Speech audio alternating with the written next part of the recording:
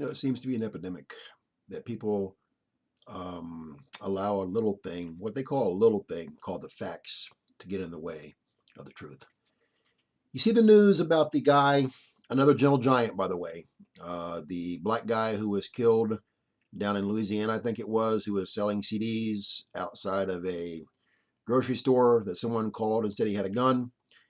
No one knows for sure what went down with the struggle and with the whole scuffle.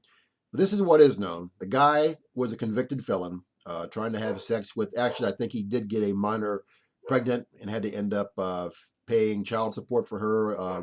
Registered sex offender, was not allowed to own a firearm, not allowed to even have a firearm anywhere near him, but yet he had a firearm on his person. That right there, again, is criminal. But no one knows what happened in the scuffle. But these are the facts. The new thing about the guy killed in Minnesota, very gripping, very sad video, seeing that woman who is very calm, talking about her boyfriend, how don't let him die like this, and saying, in her own words, what was said.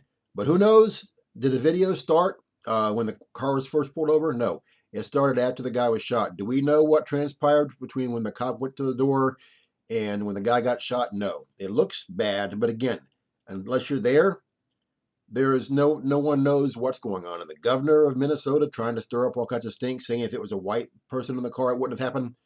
Baloney. And I've got to take things to back up what I say. I don't just flippantly throw things in the air. I have backing.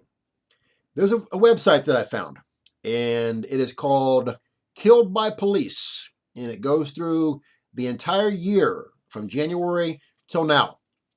And the Black Lives Matter, of course, come out and they say that 123 blacks have been killed by police this year. Actually, they're wrong. They undershot that.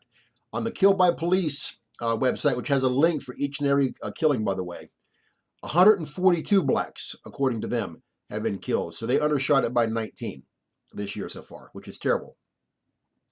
100 Latinos have been killed by police this year. But you know what's really interesting? So those two numbers, 100, 142, are very similar. This is what's really interesting. That's never said in the media.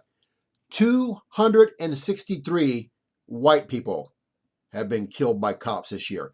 263 white people have been killed by cops this year. Almost twice as many as blacks. Almost 3 times as many as Latinos. But again, it's always it's a racial thing. It's always blacks are being persecuted wrongfully. They're being singled out. So here's the bottom line. Is there a problem right now with police and with traffic stops? It looks like there is. But again, I don't know what's going on with that. They're supposed to have cameras now on their person, on their cars. Don't know anything about that. All I know is things have to play out in a court of law the right way with all the facts coming out before everybody starts to say what's going on. But I'm getting tired. I'm getting sick and tired of all of the reverse racism right now. Everything is the white people's fault. You know? And I hear it every day. I grew up in one of the worst ghettos in this country. Almost all my friends were black, were Haitians, were Cubans, were Mexicans, were Asians. Very few white people around where I grew up at. I know what it's like to be a minority.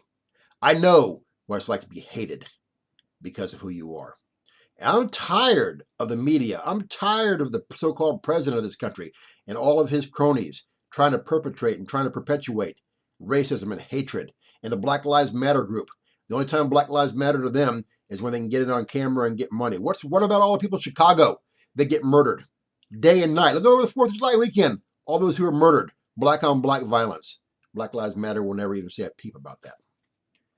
I speak the truth because I love everyone. I don't care what the color of your skin is. I don't care what your background is, who you are, what your religion, what your sexual preference. I don't care. Jesus Christ loves you. I emulate him. I love you as well. But I won't sit back and allow things to be blown out of proportion and be maligned without setting the record straight. This is a Christian channel, so if you've never been saved or you're backslidden, I got a prayer and 6 vital next steps in the box below the video. Pray the prayer, do the steps as soon as possible because no one's guaranteed any more time in your life. If you like prayer, contact me no matter who you are. I'll pray every day to Jesus Christ on your behalf. You guys take care of yourselves. Bye.